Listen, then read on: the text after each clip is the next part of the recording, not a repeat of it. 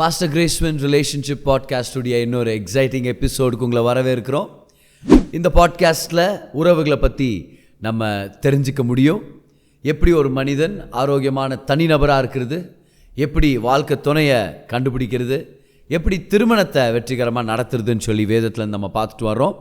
நிறைய பேர் ஆசீர்வதிக்கப்பட்டுருக்கிறீங்க. இது அநேகர் ஷேர் பண்ணிகிட்ருக்கிறீங்க. இந்த டீச்சிங்ஸை ஒன்று விடாமல் பெற்றுக்கொள்ளுங்க, அநேகரோட பகிர்ந்துக்குங்க. அநேகருக்கு நீங்களும் ஒரு ஆசீர்வாதமாக இருக்க போகிறீங்க. திருமணத்துடைய பிரமாணங்களை பற்றி பார்த்துட்டு வரோம். இன்றைக்கி ஒரு முக்கியமான பிரமாணத்தை நம்ம பார்க்க போகிறோம். மத்தேயு 19 அதுடைய 5-6 வசனங்களை நம்ம படிக்கிறோம். இயேசு கிறிஸ்துவானவர் திருமணத்தை பற்றி பேசும்போது சொன்ன விஷயங்களை அங்கே நம்ம படிக்க முடியுது. இது நிமித்தம் புருஷனானவன் தன் தகப்பனையும் தாயையும் விட்டு தன் மனைவியோடே இசைந்திருப்பான், அவர்கள் இருவரும் ஒரே மாம்சமாய் இருப்பார்கள் என்று அவர் சொன்னதையும் நீங்கள் வாசிக்கவில்லையா? இப்படி இருக்கிறபடினால் அவர்கள் இருவராயிராமல் ஒரே மாம்சமாய் இருக்கிறார்கள். ஆகையால் தேவன் இணைத்ததை மனுஷன் பிரிக்காதிருக்க கடவன் என்றார். 6ஆம் வசனத்தில் தேவன் இணைத்ததை அப்படின்னு பாஸ்ட் டென்ஸில் பேசுகிறார். இருக்கிறார்கள் அப்படின்னு ஏற்கனவே நடந்ததை அவர் பேசுகிறார். 5ஆம் வசனத்தில் மாம்சமாய் இருப்பார்கள் அப்படின்னு ஒரு ஃபியூச்சர் டென்ஸை அவர் யூஸ் பண்ணுறார். அப்படின்னா திருமணம் நடந்த உடனே தேவன் கணவனையும் மனைவியும் 2 வித்தியாசமானவங்களா பார்க்காம அவங்கள ஒன்றாக பார்க்கிறார். He looks at them as one because they are one by the covenant. ஆனால் அவங்களுடைய வாழ்க்கை பயணத்தில் இருவரும் ஒரே மாதிரி யோசிக்கிறதும் பேசுகிறதும் ஒரே மாதிரி சிந்திச்சு ஒரே மாதிரி வாழ்க்கை நடத்துகிற அந்த பக்குவத்துக்கு வர்றதுக்கு ஒரு ப்ராசஸ் இருக்குது. அதை தான் ஆண்டவர் ஃப்யூச்சரில் பேசுகிறாரு. அவங்க ஒரே மாம்சமாக இருப்பார்கள். மாம்சமான வெறும் சரீரத்தை பற்றி மட்டும் கர்த்தர் பேசாமல் மாம்ச ரீதியான எல்லா விஷயங்கள், இந்த physical world, everything that the husband and wife have got to do together in order to lead a victorious life, they will become one in the future. It's a process. They are one by the covenant. நல்லா கவனிங்க, declared one by the covenant. திருமணத்தில் ஒன்றாக அவர்கள் அறிவிக்கப்பட்டிருக்கிறார்கள், திருமணம்ன்ற உடன்படிக்கை பொறுத்த வரைக்கும். ஆனால் அந்த திருமணத்தின் வாழ்க்கை பயணத்தில் அவங்க ஒரே மாதிரி சிந்திச்சு நடந்துக்கிற விதத்தில் போகணுன்னா அதுக்கு ஒரு process, that is called becoming one. இந்த பிகமிங் ஒன்ன்றது ஒரு ப்ராசஸ். இந்த ப்ராசஸ் நல்லா நடக்கணும்னா இதுக்கு சத்தியங்கள் தேவைப்படுகிறது, தேவனுடைய வார்த்தையின் வெளிச்சம் தேவைப்படுது, தேவனுடைய வார்த்தையிலேருந்து கோட்பாடுகள், ஞானத்தின் கோட்பாடுகள் நமக்கு தேவைப்படுது. அப்படின்னா இது என்ன, இது எப்படின்னு சொல்லி தெரிஞ்சுக்க தான் இதுக்கு நம்ம வழிவகுத்து கொடுக்க முடியும். ஏற்கனவே ஒன்றுன்னு சொல்லி டிக்ளேர் ஆன கணவன் மனைவி வாழ்க்கையின் பயணத்தில், வாழ்க்கையின் அனுபவத்திலையும் வாழ்க்கை நடத்துகிற விதத்தில் ஒரே நபராக ஒரே சிந்தையோடு நடத்துறது எப்படின்னு சொல்லி. So becoming one is a process and we need the help of the word of God to become one in our marriage. அதில் தான் நம்ம பார்க்குறோம் பாருங்க, எப்படி கர்த்தர் நம்மளுக்கு பிரமாணங்களை வச்சிருக்கிறாருன்னு சொல்லி. முதலாவது பிரமாணமே என்னென்னா the law of priority, முன்னுரிமைகளின் பிரமாணம். இது நிமித்தம் ஒரு மனுஷன் தகப்பன் தாயை விட்டு பிரிஞ்சு மனைவியோட சேர்ந்திருப்பான்னு நம்ம படிக்கிறோம் இல்லையா? என்ன அர்த்தம் அதுக்கு? இவ்வளோ நாள் அப்பா அம்மாவோட வாழ்ந்துட்டு இருந்தது தான் அந்த மனுஷன், அந்த மணப்பெண்ணும் அவங்க அப்பா அம்மா வீட்டில் வாழ்ந்துட்டு இருந்தாங்க. ஆனால் திருமணம் ஆன உடனே 2 குடும்பங்கள் இணையிறது இல்லை பாருங்க. 2 குடும்பங்கள் சம்பந்தப்படுது. they become related to one another but they don't become one family. 2 families don't become one family. இந்த 2 குடும்பத்திலேருந்தும் ஆண் வெளியே வந்து, இந்த குடும்பத்திலேருந்து பெண் வெளியே வந்து, இவங்க 2 பேர் சேர்ந்து ஒரு புது குடும்பத்தை ஆரம்பிச்சிட்ருக்கிறாங்க. இதை புரிஞ்சுக்காம திருமண வாழ்க்கையில் வெற்றியை பார்க்க முடியாது பாருங்க. இதில் என்ன காண்பிக்கிறோம்? நம்ம டிஃப்ரென்ஷியேஷன் அண்ட் ப்ரையாரிட்டி, ஒரு வித்தியாசத்தையும் முன்னுரிமையை நம்ம காமிக்கிறோம். இவ்வளோ நாள் இவங்க சிங்கிளாக இருக்கும்போது இவங்க அப்பா அம்மாவுக்கு அடங்கியிருந்து பணத்துடைய கணக்கு வழக்காக இருக்கலாம், அவங்களுடைய வாழ்க்கையின் முக்கியமான தீர்மானங்கள் இருக்கலாம், இவங்க அப்பா அம்மாவுக்கு தெரிகிற வகையில் அக்கௌண்டபிளாக இருந்து இவங்க தீர்மானம் எடுக்கிறாங்க. ஆனால் இப்போ என்ன ஆயிடுச்சுன்னா, இவங்க 2 பேரும் அவங்களுடைய அப்பா அம்மா குடும்பத்திலேருந்து வெளியே வந்து ஒரு புது குடும்பத்தை ஆரம்பிக்கிறாங்க. இப்போ அவங்களுடைய நம்பர் 1 ப்ரையாரிட்டி தேவனுக்கு அடுத்ததாக யார்? அவங்க 2 பேர் தான். God first, wife next. Mother in law, father in law next இல்லை. God first, wife next, husband next. அதுக்கப்புறம் தான் பிள்ளைகள் பாருங்கள். பிள்ளைகள் பிறந்த பிறகு கடைசியாக தான் வர்றாங்க. 4வது கும்பலில் தான் இவங்களுடைய தகப்பன் தாய்மார்கள், அக்கா, அண்ணன், இவங்க எல்லாருமே. அப்போ குடும்பம்னு வரும்போது இவங்களது ஒரு புது குடும்பம். இந்த புது குடும்பத்தில் கடவுள் முதல், 2வது வாழ்க்கை துணை. இதுதான் லா ஆஃப் ப்ரையாரிட்டி. இதை தெரிஞ்சுக்கிற வரைக்கும் திருமண வாழ்க்கையை பெருசாக அனுபவிக்க முடியாது. த லா ஆஃப் ப்ரையாரிட்டி, அதை பற்றி நீங்கள் ஃபுல் எபிசோட் நீங்கள் பார்க்கலாம், அது நம்மளுக்கு அவைலபிளாக இருக்குது. முந்தின எபிசோடில் நம்ம பார்த்தோம், ப்ரீவியஸ் எபிசோடில் த லா ஆஃப் பர்சியூட். ஏன்னா வேதத்தில் படிக்கிறோம் இல்லையா, தன்னுடைய தகப்பன் தாயை விட்டு பிரிந்து, அந்த பிரிந்துன்றது தான் லா ஆஃப் ப்ரையாரிட்டி. தன் மனைவியோட இசைந்திருப்பான், இங்கிலீஷில் வந்து க்ளீவ்னு இருக்கும். அந்த இசைந்திருப்பான் என்ற வார்த்தை ஏக்கமாய் தொடர்ந்து போய் பின்தொடர்ந்து போய் நெருக்கமாயிரு, ஒட்டிக்கொள் அப்படின்னு அர்த்தம். பிடித்துக்கொள், ஒட்டிக்கொள், ஏக்கமாய் பின்தொடர்ந்து போ. இந்த க்ளீவிங்ன்றது ஏதோ ஒரு தாலி கட்டுற சம்பவத்தில் நடக்கிறது இல்லை. நான் சொல்கிறேன்ல, becoming one is a process. Covenant பொறுத்த வரைக்கும் இவங்க வாய் திறந்து ரெண்டு பேரும் வாக்குறுதிகளை சொல்லும் போதே அந்த கவனன்ட் நிலைநிறுத்தப்படுகிறது. அவங்க one by the covenant, they become one by the covenant. ஆனால் இந்த க்ளீவிங்ன்றது ஒரு ப்ராசஸ் பாருங்க. So what is happening here? Leaving becomes the law of priority, but leaving becomes the law of pursuit. திருமணம் ஆனதுனால மனைவியை வேல்யூ பண்ணாமலும், இனி இங்கே தானே இருக்க போகிறா, இதுக்கப்புறம் அவளை டேட் பண்ணுமா, அவளை விசாரிக்கணுமா, இனி என் மனைவியோட நான் நெருக்கமாக இருக்கணுமா, அன்பாக பேசணுமா, பேசலனாலும் இங்கே தானே இருக்க போகிறாங்க அப்படின்னு அவங்கள ஒரு வஸ்து மாதிரி ட்ரீட் பண்ணக்கூடாது. கண்டினியூ டு பர்சியூ ஹர், அவங்கள பின்தொடருங்க. திருமணத்துக்கு முன்பதாக எவ்வளோ டேட் பண்ணீங்களோ அதே போல், இல்லை அதை விட அதிகமாக டேட் பண்ணுங்க. அவங்களோட அதிகமாக பேசி அவங்கள கவனித்து அவங்களோட நெருக்கமாக இருக்கிறது ஒரு பயணம், அது ஒரு பின்தொடருதல் அப்படின்றத மறந்துடக்கூடாது. அதை தான் லா ஆஃப் பர்சியூட்டில் நம்ம கற்றுக்கிட்டோம். இன்றைக்கி மூன்றாவதாக நம்ம பார்க்குறோம் பாருங்க. மூணாவது பிரமாணம் மிக முக்கியமான ஒரு பிரமாணம். This is it, the law of partnership.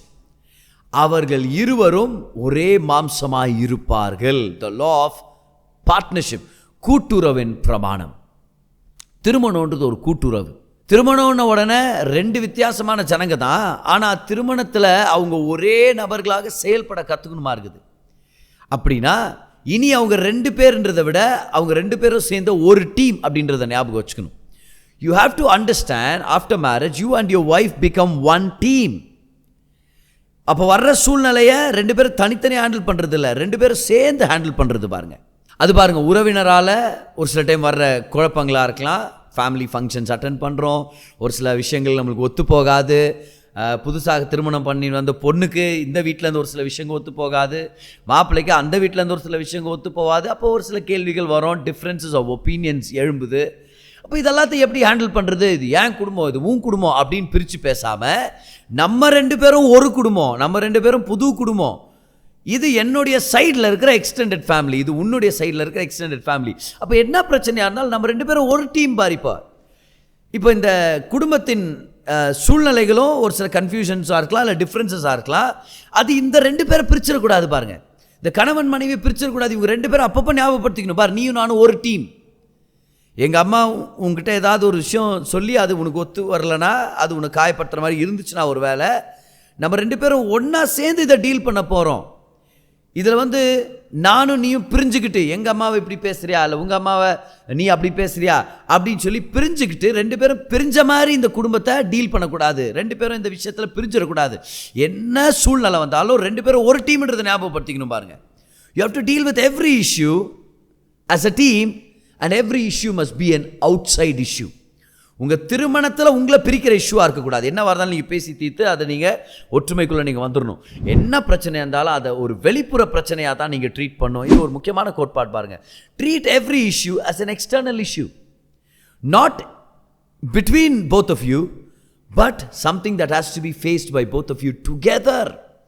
அப்பப்போ ஞாபகப்படுத்திக்கணும் பாருங்கள், நீயும் நானும் ஒன்று, வா இதை டீல் பண்ணலாம். இப்படி தான் திருமணத்தின் சூழ்நிலைகளை டீல் பண்ணும். இப்படி டீல் பண்ணாத பட்சத்தில் என்ன ஆயிடுதுன்னா, அந்த லா ஆஃப் பார்ட்னர்ஷிப் உடைக்கப்படுது. லா ஆஃப் பார்ட்னர்ஷிப் உடைக்கப்பட்ட உடனே அதோடைய விளைவுகளை சந்திக்கிறதா மாறிடுது. இப்போ திருமணன்றது ஒரு கார்டன் போல், ஒரு தோட்டத்தை போல்.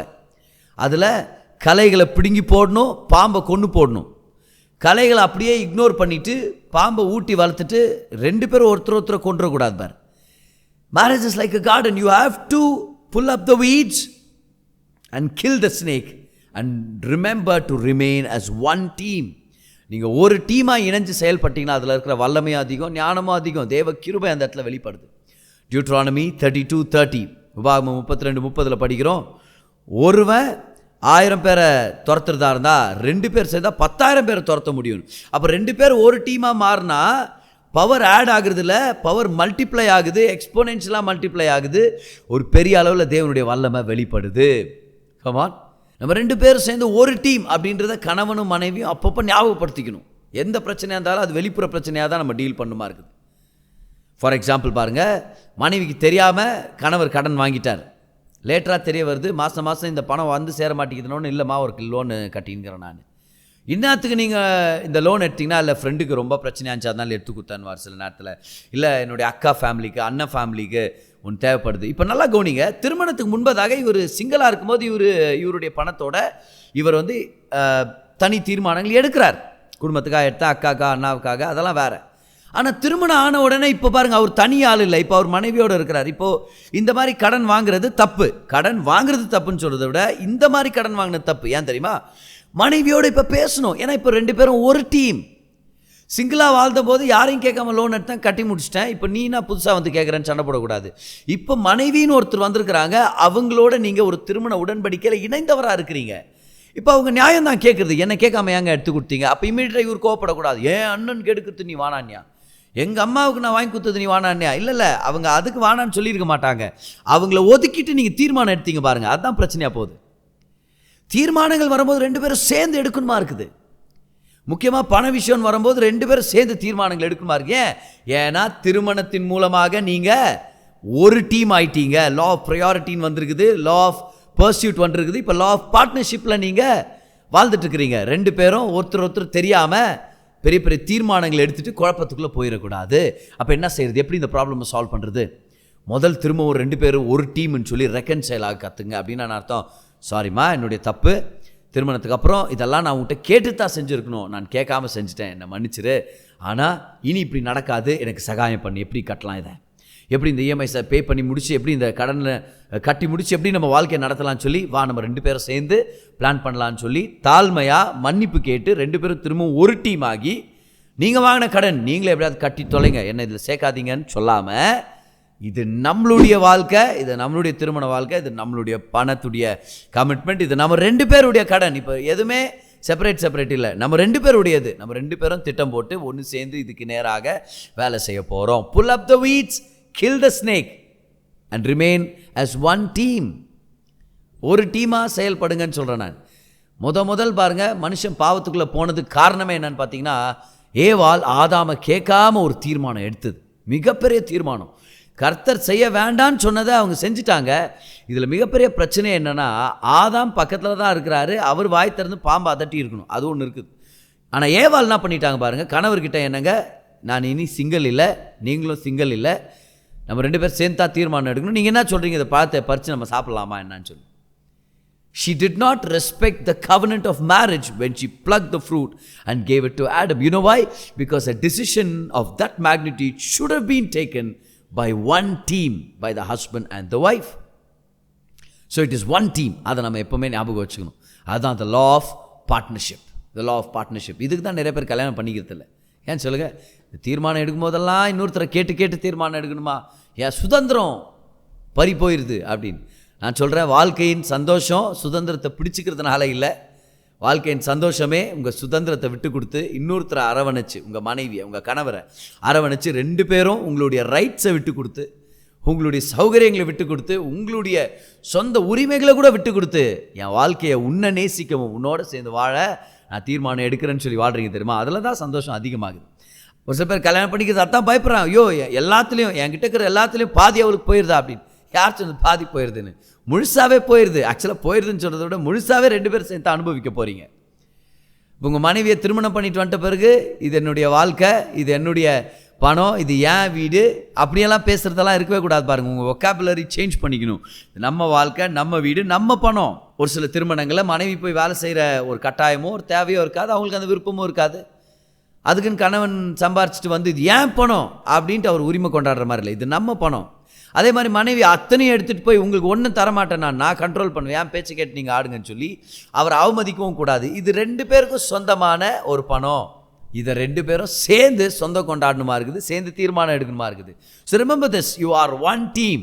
ஓகே, ஸோ இந்த லா ஆஃப் பார்ட்னர்ஷிப்பை உங்கள் வாழ்க்கையில் நீங்கள் கொண்டு வரணும்னா இந்த 5 விஷயங்களை நீங்கள் இணைக்கணுமா இருக்குது. பல விஷயங்களை இணைக்க தேவைப்படும். ஆனால் 5 விஷயங்களை நான் உங்களுக்கு எடுத்து காமிக்கிறேன்.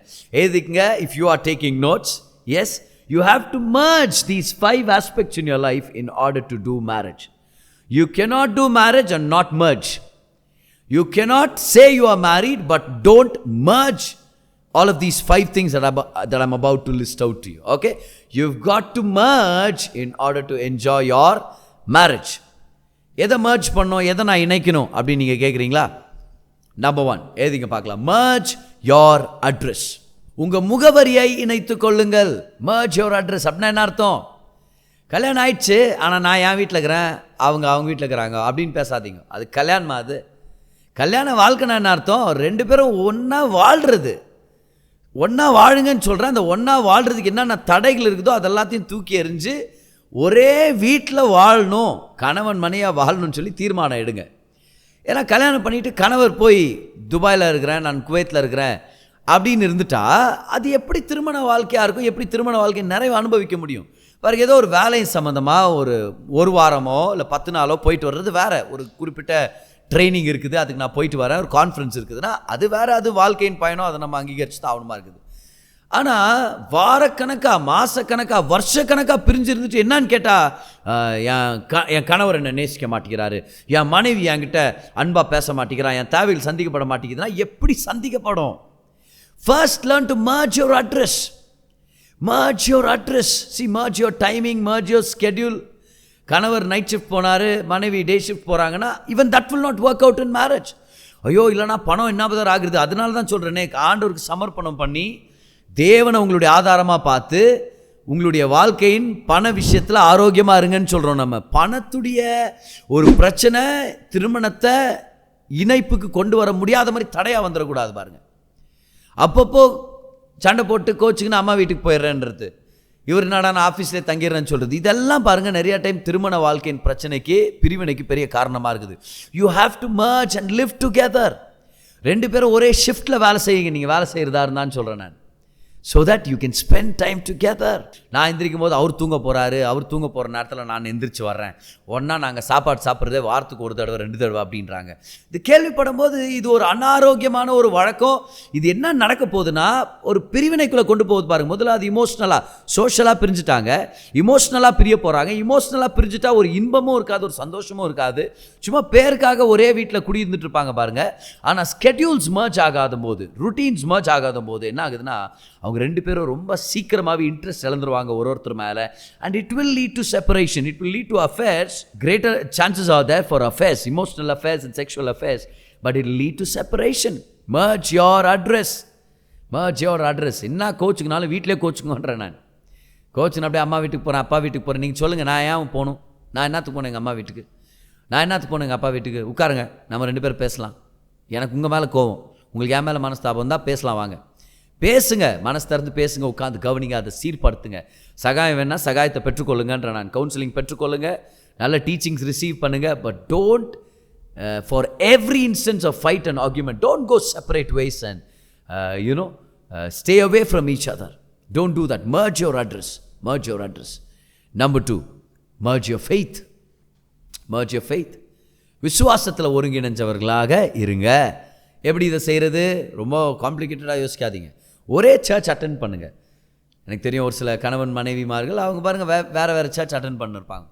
எனக்கு அந்த சர்ச் செட் ஆக மாட்டேங்குது பிரதர், எனக்கு இந்த சர்ச் செட் ஆக மாட்டேங்குது, இவங்க சர்ச்சில் ரொம்ப கை தூக்குறாங்க, இந்த சர்ச்சில் கையை தட்டுறாங்க, இந்த சர்ச்சில் உட்கார்ந்தேன்றாங்க, எனக்கு செட் ஆக மாட்டேங்குது. Different styles, different church, different traditions.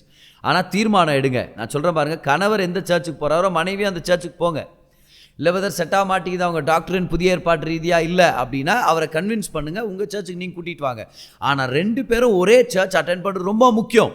ஒரு போதனையின் கீழே, ஒரு போதகருடைய தலைமையின் கீழே ஒரு விதமான பிரசங்கங்களை கேட்டு 2 பேரும் பக்கத்தில் உட்காந்து கைப்பிடிச்சு ஜெபிச்சு அந்த ஆராதனையில் என்ஜாய் பண்ணுறது, தேவனுடைய பிரசனத்தை என்ஜாய் பண்ணுறது எவ்வளோ முக்கியமானது. அது husband and wife enjoy church together and it's important to listen to the same doctrine together. 2 பேர் சேர்ந்து ஜெபம் பண்ணுங்க. ஜெபம் பண்ணும்போது ஒவ்வொருத்தருக்காக ஜெபம் பண்ணிக்கங்க. அண்ட் உங்களுடைய பர்சனல் டிவோஷனல்ஸை கர்த்தர் உங்களோட பேசுகிறார் இல்லையா, அதை உங்களுடைய வாழ்க்கை துணையோட பகிர்ந்துக்குங்க. Be united in your faith. merge in your faith. Number 3, merge your bodies. 1 கொரிந்தியர் 7:3 அப்போஸ்தலர் பவுல் சொல்கிறாரு, உன்னுடைய சரீரத்தை உன் வாழ்க்கை துணை கொடுக்குறது உன் கடமை அப்படின்றார். Give due affection to your spouse. அது உங்கள் கடமை. உங்கள் சரீரம் உங்களுக்கு மட்டும் சொந்தம் இல்லை, உங்கள் மனைவிக்கு சொந்தம். 2 பேர் திருமணமான உடன்படிக்கையில் இருக்கிறாங்க, ஒரே வீட்டில் இருக்கிறாங்க, ஆனால் வேறு வேறு ரூமில் தூங்குறாங்க. அவங்களுடைய செக்ஷுவல் வாழ்க்கை பாதிக்கப்பட்டிருக்குது, தாம்பத்திய உறவு அவங்களுக்கு ஆரோக்கியமாக இல்லை அப்படின்னா அது திருமணத்துடைய நிறைவே இல்லை. தாம்பத்திய உறவு திருமண வாழ்க்கையில் எவ்வளோ முக்கியமானது தெரியுமா? அது ஒரு சூப்பர் க்ளூ போல. நல்லா கவனிங்க. கணவர் மனைவி மேலே பாசமாக நேசமாக இருக்கிறதுனால மனைவி அந்த செக்ஷுவல் யூனியனுக்கு விருப்பப்படுறாங்க. கணவர் மனைவியுடன் அந்த தாம்பத்திய உறவில் ஈடுபடும் போது அந்த நிறைவை பெற்றுக்கொள்ளும் பொழுது மனைவியோட இன்னும் நெருக்கமாக இருக்கும், மனைவி அதிகமாக நேசிக்கணும்னு சொல்லி அந்த செக்ஷுவல் யூனியனுக்கு அப்புறம் இன்னும் நெருக்கமாக மாறுகிறார். இது ஒரு சூப்பர் க்ளூ பாருங்க. இது கணவன் மனைவியை நேசிக்கணும், அதுதான் ஒன்று. அப்புறம் மனைவி கணவருக்கு அந்த தாம்பத்திய உறவின் தேவையை அவங்க சந்திக்கிறாங்க. அவங்களுக்கும் தேவை இருக்குது, ஆனால் அவங்க அதிகமாக இவருக்கு தேவை இருக்கிறதுனால அந்த தேவையை சந்திக்கிறாங்க. இந்த தேவை கணவருக்குள்ளே சந்திக்கப்பட்ட உடனே கணவன் மனைவி இன்னும் அதிகமாக நேசிக்கிறார். எப்படி ஒரு சைக்கிள் போல வேலை செய்யுது பார்த்தீங்களா? இது affection first, sexual union comes next, sexual satisfaction comes next, and then more affection, more union, more affection. இது ஒரு சூப்பர் க்ளூ. இதை நீங்கள் மிஸ் பண்ணிடவே கூடாது. இதை பெண்கள் புரிஞ்சுக்கணும். என் கணவர் ரொம்ப அதிகமாக கேட்குறாரு, எப்போ பார்த்தாலும் அதை பற்றி தான், அதுக்காக தான் வர்றாரு என்கிட்ட, அப்படி இவருக்காக ஜெபம் பண்ணுங்க பாஸ்டர், இவருக்கு ஏதோ பேய் பிடிச்சிருக்குது அப்படின்னு. அது பேய் இல்லை, எல்லா ஆண்களுக்கும் அப்படி இருக்குது அப்படின்ட்டு தான் நீங்கள் சர்ப்ரைஸ் ஆகிடாதீங்க. அது ஒரு முக்கியமான தேவை, அதை நீங்கள் மட்டும்தான் சந்திக்க முடியும். You are the only legitimate partner to provide for this need. அதனால் இந்த தேவை சந்திக்கப்படும்படி 2 பேரும் இணைங்கன்னு சொல்கிறேன் இயேசுவின் நாமத்தில். Enjoy sexual relationship, merge your bodies. It's a very important part of marriage. It's a very important part of marriage. இப்போ 2 பேருக்கும் வித்தியாசமான விதத்தில் அந்த தேவைகள் சந்திக்கப்படுது. அதை 2 பேரும் சேர்ந்து புரிஞ்சுக்குங்க. இதை பற்றி நான் டீச்சிங்ஸ் எடுத்திருக்கிறேன். ஆனால் don't forget to merge your bodies in marriage. Number 4, merge your finances. merge your finances. அநேகர் இதை செய்யாததுனால இன்னும் அவங்க ஒரு டீமாக செயல்படுறதில்ல. பண பிரச்சனைகளால் அவங்க பிரிஞ்சு போயிடுறாங்க. ஏன்னா கணவர் சொல்கிறார் இது ஏன் சம்பாத்தியம், மனைவி சொல்கிறாங்க இது ஏன் சம்பாத்தியம். கணவர் சொல்கிறார் இது ஏன் சேவிங்ஸ், மனைவி சொல்கிறாங்க இது என்னுடைய சேவிங்ஸ். கணவர் சொல்கிறார் இது என்னுடைய பில்ஸு, மனைவி சொல்கிறாங்க இதெல்லாம் என்னுடைய பில்ஸு. கணவர் சொல்கிறார் இதெல்லாம் என்னுடைய கடன், என்னுடைய இஎம்ஐஸ், மனைவி சொல்கிறாங்க எனக்கு வேறு இருக்குது பதர், இது என்னுடைய இஎம்ஐஸ், என்னுடைய லோன்ஸ்ன்றாங்க. இது என்ன என்னுடைய உன்னுடையன்னு சொல்லி கவனிங்க. 2 பேரும் 2 வித்தியாசமான வேலைக்கு போகலாமா? போகலாம். 2 வித்தியாசமான இன்கம் வருது, உண்மைதான். 2 பேருக்கு 2 டிஃப்ரெண்ட் அக்கௌண்ட் இருக்குது. ஆனால் பட்ஜெட்டிங் பொறுத்த வரைக்கும் ஒரே பட்ஜெட்டாக இருக்கணும். 2 பேரும் இணைஞ்சு இது நம்மளுடைய பணம், put your money together in one pot. ஒரு பானையில் உங்கள் பணத்தை போட்டு அங்கே ஒரே கணக்கு கொண்டு வாங்க, இல்லைன்னா திருமண வாழ்க்கைக்கு அர்த்தமே இல்லை. ஒரே பானையில் உங்கள் பணத்தை போடுறதுன்னா என்ன அர்த்தம்? நீங்கள் சம்பாதிக்கிற ஒட்டுமொத்த பணத்தையும் ஒரு அக்கௌண்ட்டுக்குள்ளே கொண்டு வந்து சொல்லுங்கள், this is how much we totally earn and this is number 1, our priority will be this. தசமபாகம் 2 பேர் சேர்ந்து ஒரு தசமபாகத்தை செலுத்துகிறோம். 2 கொடுக்கணுன்ற அது பிரச்சனை இல்லை. ஆனால் ப்ரையாரிட்டிஸை ஒன்றா டிசைட் பண்ணுறீங்க, டிசிஷன் ஒன்றா வரணுமா இருக்குது. 2 பேரும் சேர்ந்து இந்த இஎம்ஐஸ் பே பண்ணுறோம், இந்த பேமெண்ட்டை நம்ம பே பண்ணி முடிக்கிறோம், இந்த வீடை நம்ம வாங்குகிறோம், இந்த வண்டியை நம்ம வாங்கியிருக்கிறோம். சேர்ந்து தீர்மானம் எடுங்க. கணவருக்கு தெரியாமல் மனைவி சீட்டு போட்டு சேர்த்து வச்சு நான் என் வாழ்க்கை நடத்துகிறேன்னு சொல்கிற மாதிரி இல்லை. மனைவிக்கு தெரியாமல் கணவர் நான் இவங்களுக்கு வாங்கி கொடுத்தேன், அவங்களுக்கு வாங்கி கொடுத்தேன், இந்த இடத்துல ஒழிச்சு வச்சுக்கிறேன் பணத்தைன்னு சொன்னால் அது திருமண வாழ்க்கையே இல்லை. B transparent with one another. Be accountable with one another when it comes to your finances. பொருளாதாரத்தை பொறுத்த வரைக்கும் ஒருத்தருக்கு ஒருத்தர் வெளியரங்கமாக பேசி அந்த விஷயங்களை டிஸ்கஸ் பண்ண கற்றுங்க. நான் சொல்கிறேன், கணவன் மனைவியும் பணத்தை பற்றி நிறையா பேசுங்க, பணம் இருக்கிறத பற்றி பேசுங்க, பணம் குறைவுபடும் போது பற்றி பேசுங்க, நிறையா பேசிகிட்டே இருங்க. தீர்மானங்களை ஒற்றுமையாக எடுங்க. Take one decision when it comes to your finances. One decision அர்த்தம் எல்லா தீர்மானமும் 2 பேர் சேர்ந்து எடுங்கன்னு சொல்கிறேன் நான் இந்த இடத்துல. merge your finances. merge your finances. Number 4, very important, merge your values. values இணைக்கப்படலைன்னா திருமண வாழ்க்கையில் நிறைய போராட்டங்கள், சிக்கல்கள் வரும் பாருங்கள். கணவர் சொல்கிறாரு பணத்தை நம்ம சேர்த்து வைக்கணும், மனைவி சொல்கிறாங்க சேர்த்து வைக்கிற பழக்கமே எனக்கு இல்லைங்க. அது ஒரு கான்ஃப்ளிக்ட்டை கொண்டு வந்துடும். 2 பேரும் ஒரே வேல்யூஸை எம்ப்ரேஸ் பண்ண கற்றுங்க. கணவர் மனைவி பக்கம் வந்துட்டு அந்த விஷயத்தில் போனால் ஆரோக்கியமாக இருக்காது இல்லையா? நான் ஒரு எக்ஸாம்பிள் சொல்லிட்டு இருக்கிறேனே, ஒரு இன்ஸ்டன்ஸ்க்காக. மனைவி கணவர் பக்கம் சொல்லணும், சரிங்க இனி நம்ம சேர்த்து வைக்கிற பழக்கத்துக்குள்ளே வரலாம். மனைவி சொல்கிறாங்க முதல்ல எப்போவுமே தசமபாகம் தான் தரணும். கணவர் சொல்கிறார் இல்லை அது எப்போ வேணால் கொடுத்துக்கலாமா. பாருங்கள், அது ஒரு வேல்யூ. அதில் நீங்கள் 2 பேரும் இணைய கற்றுக்கணும். நிறைய விஷயங்கள் பாருங்கள். Moral values, spiritual values, parental values. மனைவி சொல்கிறாங்க கணவர்கிட்ட ஜங்க் ஃபுட் வாங்கி கொடுக்காதீங்க. ஆனால் இவர் தெரியாமல் எல்லாத்தையும் வாங்கி கொடுத்துட்டு சொல்கிறதே இல்லைன்னு வச்சுங்களேன். ஒரு இல்லைம்மா அது மாதிரி ரொம்ப கேட்குறாங்க, வாங்கி கொடுக்குமா வேண்டாமா, அது வேறு. ஆனால் அப்படியே வாங்கி கொடுத்துட்டு நீ என்னத்த சொல்கிறது, என் பிள்ளைங்களை கவனிக்க எனக்கு தெரியும் அப்படின்னு சொல்லக்கூடாது. என் பிள்ளை இல்லை, நம்ம பிள்ளைகள். So moral values, parental values, financial values, ரெண்டு பேருக்கும் ஒரு சில விஷயங்கள் முக்கியமாக தெரியும் பாருங்கள். ஒரு சில வழக்கங்கள், ஒரு சில விஷயங்களை நீங்கள் ரொம்ப மதிப்பீங்க. இந்த விஷயத்தில் நீங்கள் இணைய கற்றுக்கணுமா இருக்குது. See, I spoke to you about 5 values that you have to merge. Number 1, your address. உங்கள் முகவரி இணையணும். ஒரே வீட்டில் வாழ்ந்து ஒரே ருட்டீனை ஃபாலோ பண்ணி ஒரே ஸ்கெட்யூலில் நீங்கள் இணைந்தவர்களாக நீங்கள் இருக்கணும்.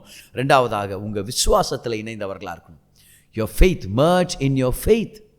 ஒரே சபைக்கு போய் ஒரே பிரசங்கங்களை கேட்டு ஒரே விதமான டாக்டரினில் வளருங்கன்னு சொல்கிறேன்.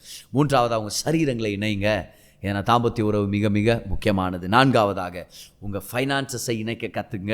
பொருளாதார ரீதியாக ஒன்றா சேர்ந்து தீர்மானம் எடுக்கிற அந்த வழக்கத்துக்குள்ளே வாங்க, இல்லைனா பெரிய பிரச்சனைக்குள்ளே போய் சிக்கிற முடியும். ஐந்தாவதாக உங்களுடைய வேல்யூஸ், மதிப்புக்குரிய குணங்கள், ஒரு சில வழக்கங்கள், பழக்கங்கள், இதுக்கு நீங்கள் இணைய கற்றுக்கணுமா இருக்குது.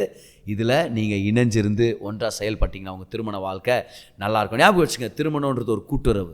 Marriage is a partnership. You have to understand partnership and live together as a team. ரெண்டு பேரும் ஒரு டீம்ன்றது அப்பப்போ சொல்லி ஞாபகப்படுத்திங்க. என்ன பிரச்சனை வந்தாலும் take your wife's side, yes, take your husband's side and say we are one, let us deal with this problem together. ரெண்டு பேரும் ஒரு பிரச்சனையை நடுவில் கொண்டு வந்து நீங்கள் ரெண்டு பேரும் சண்டை போடக்கூடாது. நீங்கள் ரெண்டு பேரும் கைகளை கோர்த்து அந்த பிரச்சனைக்கு எகெயின்ஸ்டாக ஃபைட் பண்ணோம். பிரச்சனைன்றது ஒரு வெளிப்புற விஷயம், நீங்கள் ரெண்டு பேரும் ஒரு டீம் அப்படின்றத மறந்துட வேண்டாம். இதை நீங்கள் ஞாபகப்படுத்தி செயல்படுத்தி இதை பற்றி பேசி இதை பற்றி நீங்கள் யோசித்து இதை தியானம் பண்ணி இந்த கோட்பாடை நீங்கள் உள்ளே கொண்டு வந்துட்டீங்கன்னா நிறைய விஷயத்தில் மேன்மையை பார்ப்பீங்க.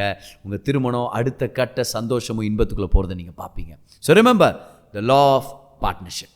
அடுத்த எபிசோடில் இன்னொரு முக்கியமான லா உங்களோட பகிர்ந்துக்கிறேன். அது வரைக்கும் இந்த டீச்சிங்ஸை லைஃப்பில் ப்ராக்டிஸில் கொண்டு வாங்க, அநேகருக்கு ஷேர் பண்ணுங்கள். கர்த்தர் உங்களை ஆசீர்வதிப்பார்.